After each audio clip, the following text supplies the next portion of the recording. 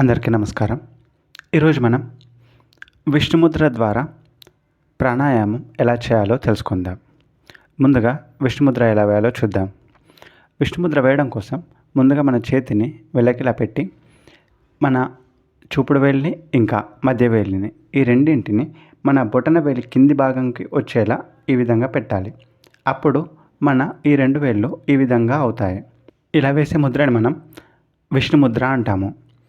ఈ ముద్ర వేసిన తర్వాత మనం ప్రాణాయామం ఎలా చేయాలో ఇప్పుడు తెలుసుకుందాం.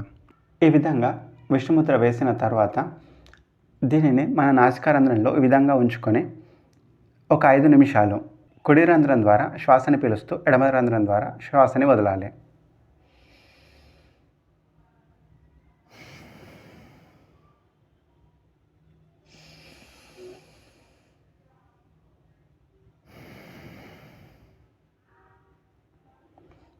ఈ విధంగా ఒక 5 నిమిషాలు చేసిన తర్వాత ఎడమ రంధ్రం నుంచి శ్వాసని పీలుస్తూ కుడి రంధ్రం ద్వారా వదిలిస్తూ ఉండాలి.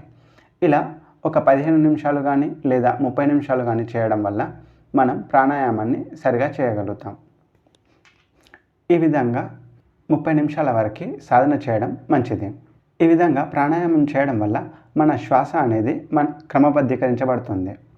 అంతేకాకుండా మనలో ఉన్న టెన్షన్, ఆందోళన, భయం, చిరాకు వీటి ప్రభావం తగ్గి మనసు ప్రశాంతంగా ఉంటుంది.